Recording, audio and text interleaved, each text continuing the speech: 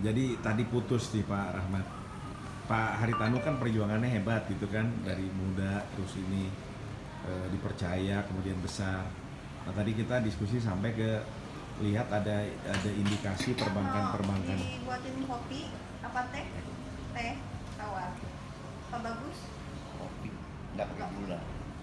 Pak Apa aja lah, saya mah teh juga boleh. Kalau Nah Pak Rahmat, jadi dilihat kenyataan itu kan perbankan ini sekarang lagi kesulitan ya.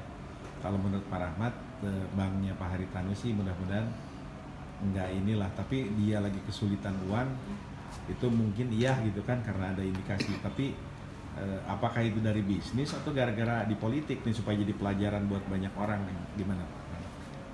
ya kita tahu kan selama ini Pak Haritanu kan berpolitik Pak, mulai dari Iya. Nasdem dan Pak Surya Paloh, ya kan. Iya, Kemudian ke Hanura iya, dan dia deklarasikan Perindo. iya. Itu biayanya sangat besar Pak.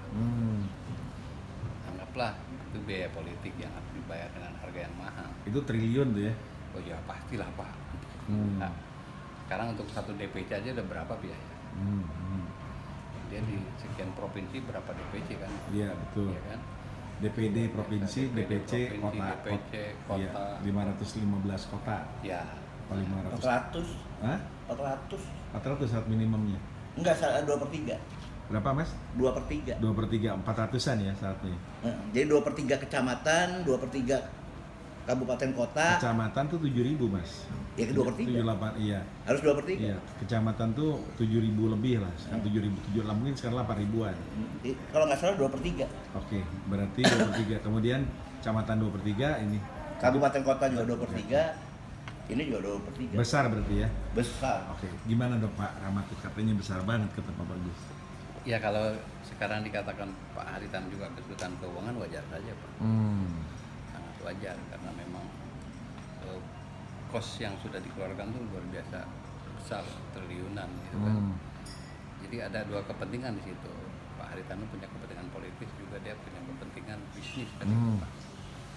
Karena visi bisnisnya ya. Karena visi bisnis ini politiknya sampai saat ini kan belum maksimum berhasil ya. Mandek lah ya. Mandak Sementara katakan ini ya. seperti itu. Mungkin salah milih temen ya. Pak Haritanu salah milih temen. Betul. Sehingga sangat mengganggu kepada bisnisnya Bisnisnya kan. mau tidak mau gitu. Nah tapi balik lagi, ini pelajaran berharga nggak untuk pengusaha?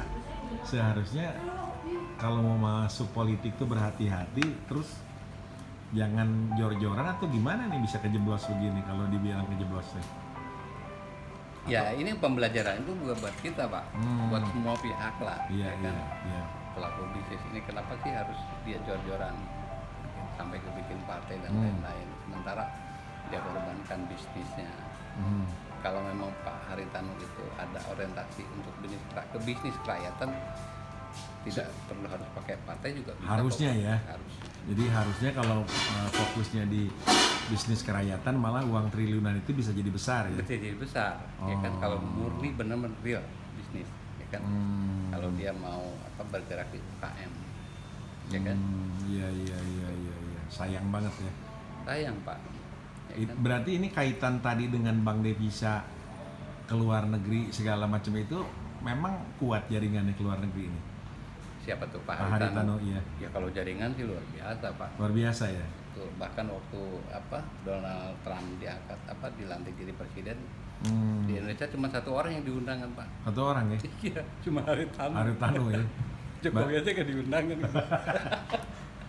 Berarti Donald Trump jadi presiden diundang tuh berat ya Mas ya. Berat banget ya. Kemudian juga temennya George Soros juga ya. Pak Haritanu. Iya, ada kemungkinan ke sana kan. Iya kan.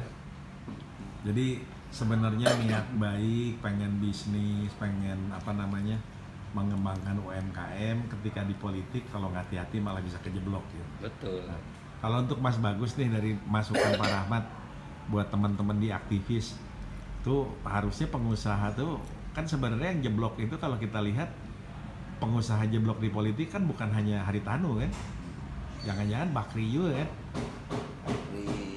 Iya kan? Mungkin Surya Paloh gitu. Ya, kalau Surya Paloh jeblok atau makin besar malah? Ya bisa jeblok. Oh. Bisa jempol. Iya. Bisa jempol. Nah padahal kan buat politik di Indonesia ini kan gini, maksud saya, marilah kita lihat Pak Abu Rizal Bakri dan keluarga, Pak Haritanu dan Pak Surya Paloh, itu karena kecintaan sama negeri ini Mas, pengen memperbaiki negeri gitu kan, maka beliau-beliau ini terjun di politik untuk memperbaiki negara kan gitu ya tinjauannya. Nah tapi pertanyaannya, kalau lihat malah pengusaha masuk ke politik malahan jeblok, usaha kemudian uangnya kan bela negaranya jadi nggak jadi, gimana tuh? Ya kan gini, pengusaha masuk ke partai politik atau bikin partai politik itu hal yang wajar. Menjadi tidak wajar kalau dia nggak ngerti root apa root jalan politiknya bangsa ini. Jalan politiknya bangsa ini juga nggak gampang. Itu terkait sama peristiwa-peristiwa sebelum tahun 42, sebelum Jepang masuk. Rootnya di situ. Itu mesti dilihat di situnya. Karena tadi yang saya cerita, ada 400 kabupaten kota, ada ribuan kecamatan. Itu politik lokal itu masing-masing daerah Unik. Iya, benar. punya ciri khasnya sendiri. Belum tentu banyak uang dipilih. Iya benar. Paling jelek itu nyontoh yang tahun 55. Paling jelek itu nyontoh yang tahun 55. Iya kan? Gitu. Jadi harus dilihat ke sana. Kita pernah punya 11 perdana menteri. Kita pernah apa? Itu yang harus dilihat. Nah saya tuh gini lihatnya Mas sebenarnya ya. Kenapa saya ajak bicara begini? Karena pada kenyataannya kan dunia politik kita itu diasumsikan mahal. Berarti butuh modal besar kan? Yang ada itu sekarang kalau kita lihat lebih terbuka justru para politisi menjadi kaya. Nih ya, rata-rata tuh para politisi malah menjadi kaya. Gitu kan? Padahal seharusnya kalau lihat begini, para pengusaha yang pengen mengabdi dia berhasil justru menyumbangkan uangnya untuk negara. Dengan niat baik dan segala macam tadi gitu kan, misalnya Haritanu tadi ke UMKM segala macam itu kan niat-niat baik gitu kan. Tapi beberapa nama yang kita sebutkan tadi malah uangnya habis di politik. Begitu kan. Ini kan sebenarnya kita prihatin nih. Lihat orang-orang yang punya niat baik masuk ke politik, yang udah pengusaha ini malahan habis uangnya. Nah, kan ada ide lain lagi bahwa untuk politik ini dibiayai negara. Iya kan? Nah, atau ide yang lain lagi, presiden itu nggak usah pakai electoral threshold supaya tali kendali itu termasuk di kabupaten kota maupun di presiden, gubernur atau di presiden gitu kan, itu dilepas, hilang. Nah, maksud saya gini Mas, ini kan berarti jangan sampai jalan buntu nih, yang punya duit masuk ke politik habis, yang terjadi itu politisi malah jadi banyak duit gara-gara main politik dan kita juga ngerti. Nah ini kan harus ada jalannya, benar nggak Pak Rahmat? Ya kan gitu kan. Jadi kita kan nyari jalan yang baik ini Mas, diskusinya bukan sedang ngenye orang, enggak gitu kan. Nah sementara di sisi lain juga ada pengusaha yang tangguh, misalnya seperti Pak Yusuf Kalla, beliau tidak memilih punya partai, mungkin karena lebih jeli, lebih tajam memandangnya kan gitu. Nah balik ke ini gimana menurut Mas Bagus?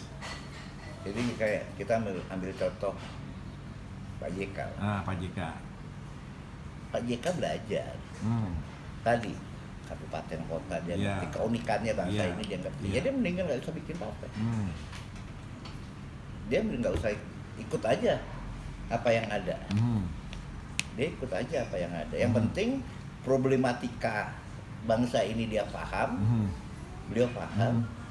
Yang kedua, ini sebagai pengusaha, dia bisa membantu, paling nggak saudaranya lah, untuk maju, untuk maju, ya nggak salah-salah amat ya, dibanding bikin partai politik. Sebab bikin partai politik itu kalau nggak tahu sejarah dari tahun 1900-an, ketika kebangkitan nasional, terus Sumpah Pemuda, terus disusun Undang-Undang Dasar ya, itu akan kebentur-bentur. Nah, gini Mas, menarik nih. Jadi kan kita itu berpikir hal yang ideal, benar ya Mas ya. Nah, kita sekarang lagi bahas pengusaha. Kemudian mari kita lihat juga seperti Pak Dur di PKB, Pak Amin Rais di PAN, itu kan sebetulnya orang kuat. Tapi pada kenyataannya kan ketendang di partainya. Jadi harusnya kan yang ideal bagus begini kan jadi panutan dan terus kan, tapi kenyataannya kan tidak. Nah, ketidakpastian di partai politik ini gimana gitu? Lihat Kalau ini di Indonesia. Kalau Pak Amin ya, Ah. Pak Amin atau Gus Dur, Nah. itu suka nggak suka, mau nggak mau, itu tetap bisa mewarnai, Iya. walaupun timbul partai-partai baru Iya. atau dia ketendang sendiri di partainya, Iya. dia tetap bisa mewarnai. Mhm. Jadi informal leader Iya. di partai-partai itu ya karena tadi, karena beliau-beliau itu paham root Iya. yang dulunya, Iya. ya, ya misalnya mau Pak Amin dari Muhammadiyah, Iya, benar. walaupun ada partai baru, misalnya waktu itu yang sekarang jadi sekjen apa namanya, sekjennya Perindo, Matahari Bangsa. Iya, iya. Tadinya kan ada partai Matahari Bangsa, Iya, iya. ya dia tetap bisa mewarnai itu. Cita-citanya Muhammadiyah, cita-citanya itu dia bisa mewarnai, walaupun secara nggak langsung ya, tapi tetap bisa mewarnai, tetap bisa mewarnai. Oma Irama dengan Partai Damai, dia idaman, Partai idaman, dia mau nggak mau, suka nggak suka bisa mewarnai warna P3 di situ, kayak P3 ya. Tetap bisa begitu, itu nggak berubah. Yang repot itu misalnya Haritanu, yang repot itu Haritanu digosok-gosok, suruh bikin partai, masuk mulut keluar dari mulut singa, masuk ke mulut buaya, akhirnya bikin kolam sendiri, kelas kolamnya kolam ini, kolam untuk ikan cupang. Iya kan cuma di dengan A kali. oh, kenapa nggak sampai kayak gitu, kelas partainya tuh kayak gitu, jadi kayak cuma di apa namanya toples waktu kita kecil tuh kan main ikan cupang tuh, nah ini cuma keras ikan cupang aja, kan sayang uangnya. Nah, benar. Jadi gini Mas, ini kan karena kecintaan kita nih bertiga, kita diskusi direkam ini tujuannya untuk menginspirasi kan gitu ya. Nah, kita sekarang lihat bahwa pada kenyataannya partai politik di Indonesia, misalnya nih Gerindra punyanya Pak Prabowo, Demokrat punya Pak SBY, Hanura sebelumnya punya Pak Wiranto, sekarang mungkin udah punyanya Pak Oso, ya kan? PKPI punyanya sekarang Pak Tri, Pak Edi Derajat almarhum. ya, gitu kan? Nah, gitu kan Mas. Nah, ada itu nggak? Bentar ya, boleh nggak? Iya, silakan Andi. Ditaruh dulu, iya. Ada. Jadi beginilah suasana kami nih kalau Ada sore, itu, ada. habis keliling-keliling kemana-mana, gitu kan, ke berbagai kementerian, pulang kita sambil diskusi begini, gitu kan. Yang lainnya cabut. Jangan pakai Iya. kok. Siap. Jadi, Yang lain pakai ya? iya. Ya. Pak Rahmat dulu. Ayo Mas lanjutin lagi. Jadi tadi diulang tuh Pak SBY punya Demokrat, Gerindra punya Pak Prabowo, PDIP punya Bu Mega, Hanura itu mungkin kalau nggak punya Pak Wiranto sekarang punyanya Pak Oso, PKPI itu punyanya Pak Hendro Priyono, sekarang disebutnya kalau dulu kan Patri Pak Edi Sudrajat. Terus kemudian Golkar tuh mungkin milik rame-rame, ya kan? Kalau Nasdem milik Pak Surya Paloh, ya kan? PKS tuh milik komunitas, P3 milik komunitas. Nah tapi maksud saya termasuk PAN nih sekarang miliknya mungkin bertiga ya, Pak Zulkifli Hasan, Hatta Rajasa sama Sutrisno Bahir kali sekarang kan. Pak Amin udah nggak di situ. Tapi yang ingin saya sampaikan, kenapa partai itu tidak menjadi terbuka dan milik orang banyak karena punya cita-cita yang sama Mas di negeri ini. Gimana pertanyaannya? Dengan melihat tadi partai-partai itu kecenderungan ujungnya milik orang, milik keluarga. Jadi bukan milik rame-rame bangsa karena sebuah cita-cita. Itu kenapa tuh kalau Mas Bagus lihat? Ya logis karena dibangunnya bukan karena ideologi yang sama, tapi karena kepentingan uang. Ya, jadi merebut kekuasaan atau mempertahankan kekuasaan karena uang, kecuali beberapa partai yang memang punya cita-cita ya. Kalau Gerindra ya saya anggap punya cita-cita lah. Demokrat saya nggak paham. Tapi yang kalau kampanye itu yang paling mudah itu sebetulnya Demokrat. Iya kan? Demokrasi itu udah tidak perlu diperjuangkan kan? Cuman saya iya kan, demokrasi itu udah ya kan itu kalau. Tapi sayangnya di akhir-akhir ininya malah jadi partai kanguru. Gimana tuh partai kanguru? Ya kan anaknya tahu lihat depannya. Partai gendong-gendong anak. Gitu. Iya. Ya. Nah, ini kan kita sambil begini dalam rangka menginspirasi, menyemangati kan supaya bangsa ini lebih tergantung baik. pemilih. Oke, ya. Begitu tergantung pemilih, balik lagi. Pemilih Indonesia itu unik.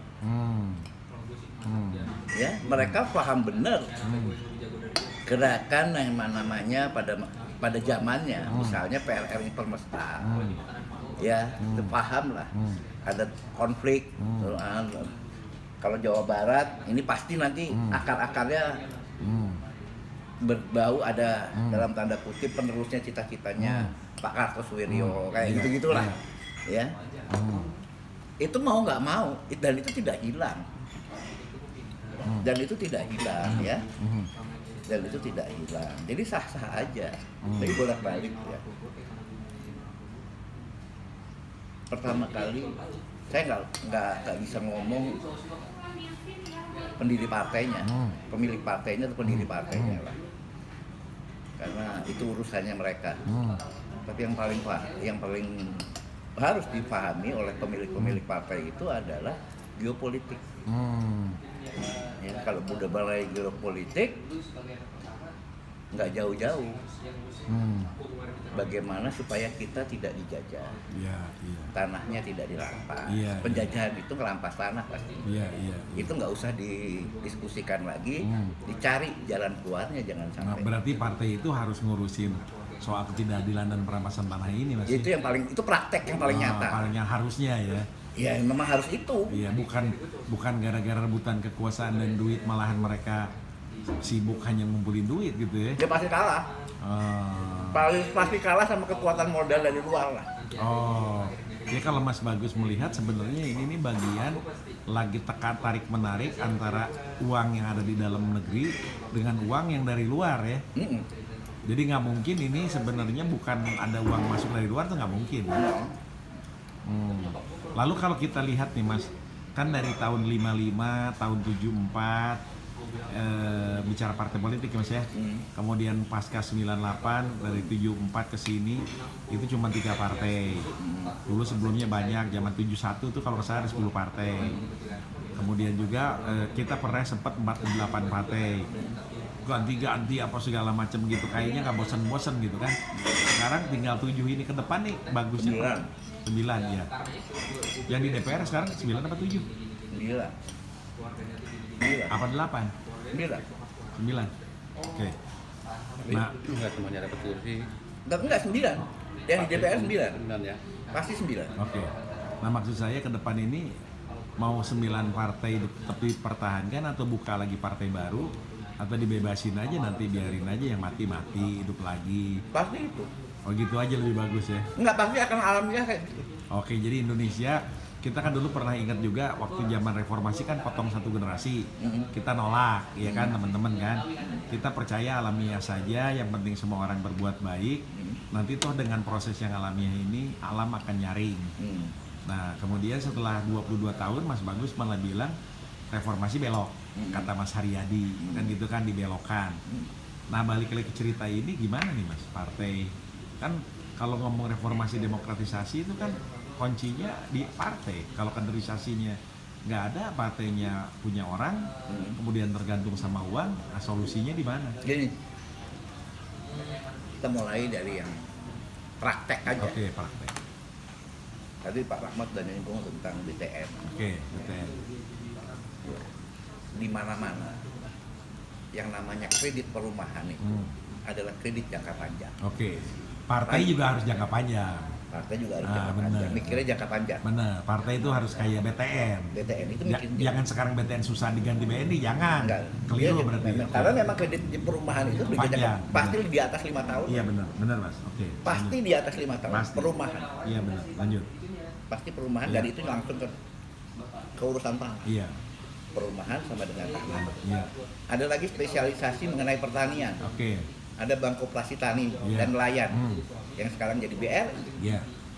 BKTN pada zamannya. Ya. Itu juga gitu. Ya, BNI itu berkait sama sejarahnya bank sentral kita. Apalagi